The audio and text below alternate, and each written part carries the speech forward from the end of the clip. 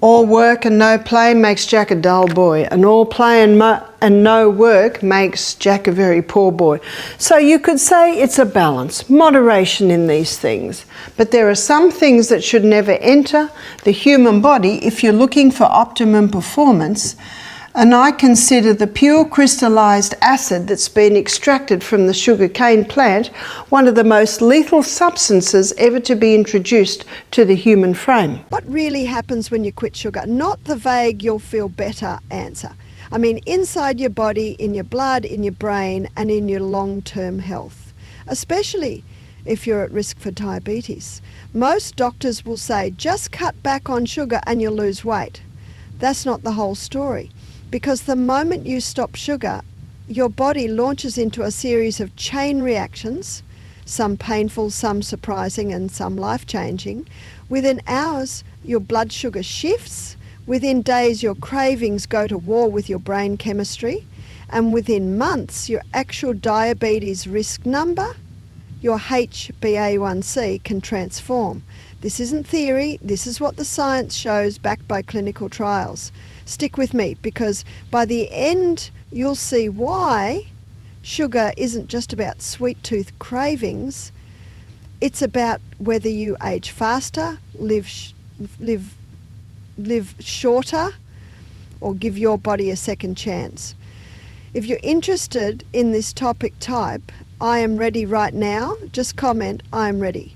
When I see your comment, I'll give you a heart. And if you want to help the channel, please leave a like and subscribe. It takes less than a second and help the channel a lot.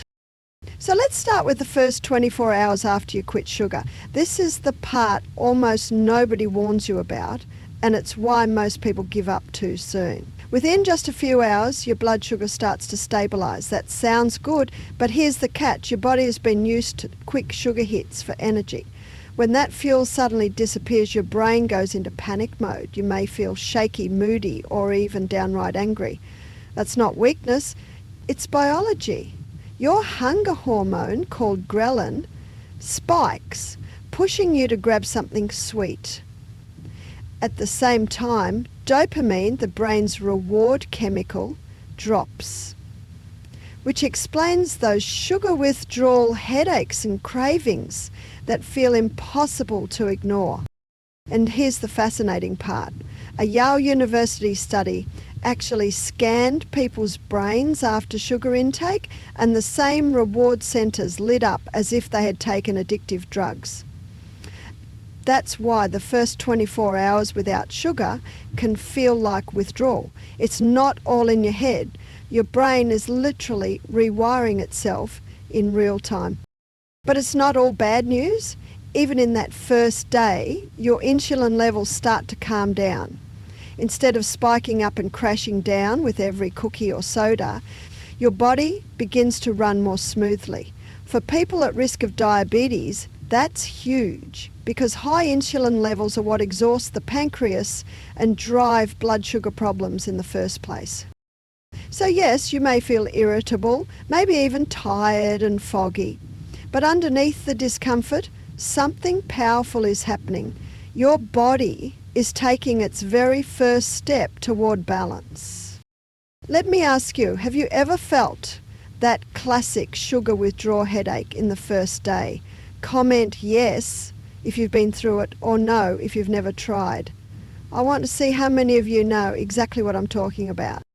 Now let's move into the first full week without sugar, what I call the battlefield phase. This is where most people quit because your body is adjusting on multiple levels. By day 3 or 4, fatigue kicks in, your energy feels unpredictable, you might snap at small things, struggle to concentrate, or feel like you need a nap just to get through the day. That's not you failing. That's your body recalibrating after years of sugar highs and crashes. Your gut microbiome also goes through its own war. Remember, trillions of bacteria live in your intestines, and many of them thrive on sugar. When you suddenly cut their food supply, the harmful strains start to die off. That sounds good, but while it's happening, you may feel bloated, gassy, or even nauseous. It's a detox reaction. Meanwhile, the beneficial bacteria, the ones linked to lower inflammation and better metabolism, finally get the chance to grow stronger. That's the foundation for long-term health. And here's the scientific proof. In a clinical trial published in Diabetes Care, overweight adults who cut out sugary drinks for just 7 days already showed measurable improvements in insulin resistance. 1 week. That means their cells were responding to insulin more efficiently, lowering the stress on the pancreas. Think about that. 7 days of change, and your body is already starting to reset its diabetic risk. Of course, the cravings don't go quietly. You may find yourself dreaming of desserts or opening the fridge just to stare at something sweet. That's your brain chemistry fighting back. But here's the hidden victory. Every day you push through, your cravings weaken. Your body is learning to rely on steadier fuel, protein, fat and complex carbs, instead of constant sugar spikes. So let me ask you, if you're watching this during a sugar detox, type day 1 in the comments. You'll be surprised how many people here are going through the same battle, and your comment might keep someone else from giving up. If you've made it past that first brutal week, congratulations.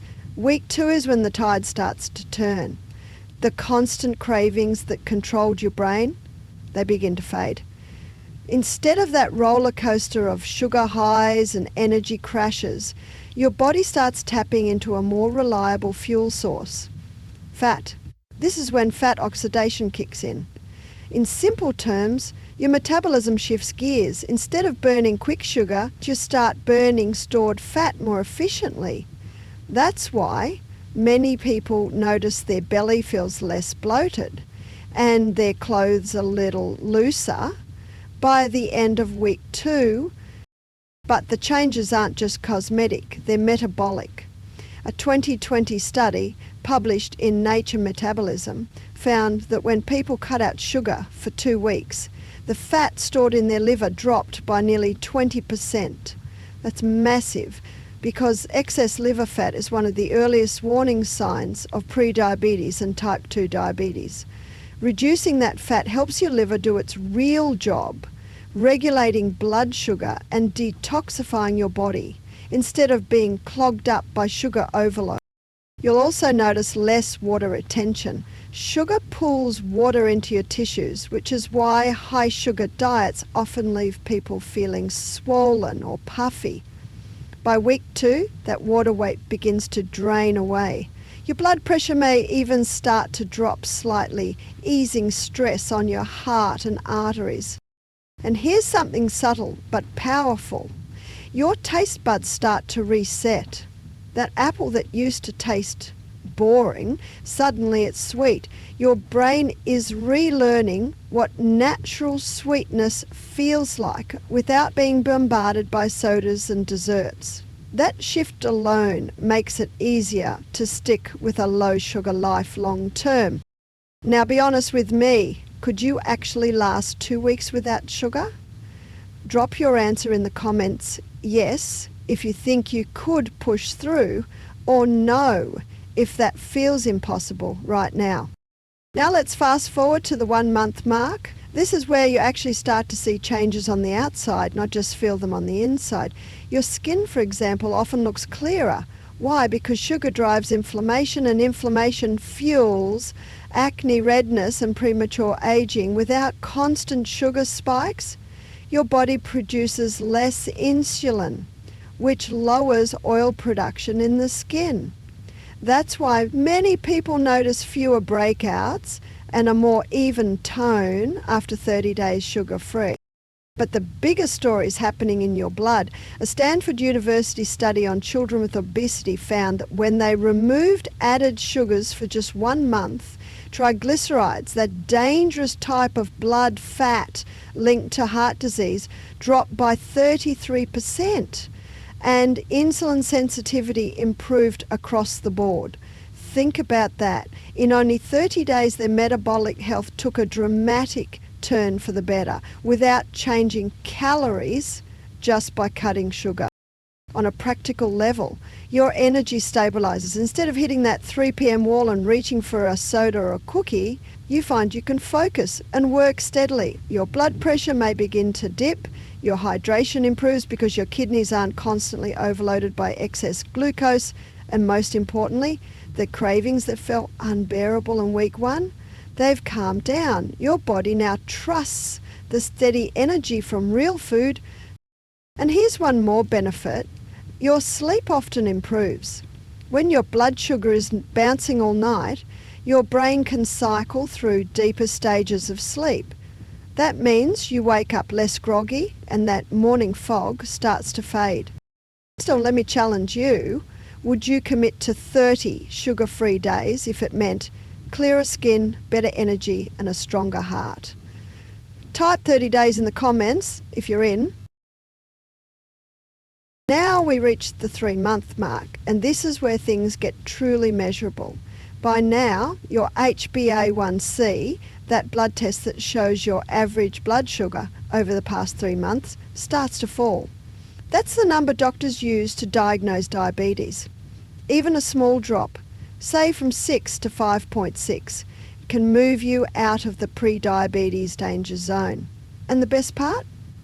This isn't just theory. A randomized trial published in the American Journal of Clinical Nutrition showed that adults with pre-diabetes who reduced added sugars for 12 weeks saw significant drops in both fasting glucose and HbA1c. 3 months, real result. Your pancreas also gets a break. Normally, every sugary snack forces the pancreas to pump out more insulin, and over time, that constant demand wears it down. By 3 months sugar-free, insulin levels stabilise. That means your pancreas isn't running a marathon every day. It's finally catching its breath, and that helps preserve its long-term function. On the outside, many people notice weight loss becomes easier. At this point, it's not just about willpower, it's about biology. When insulin sensitivity improves, your body is more willing to release fat stores instead of hoarding them. And that's why even people who struggled to lose weight for years often see progress after 3 months of cutting sugar. And here's a side benefit few people talk about. Inflammation markers in your blood start to fall. C-reactive protein, or CRP, is one of them. High CRP is linked to heart disease, stroke, and complications of diabetes.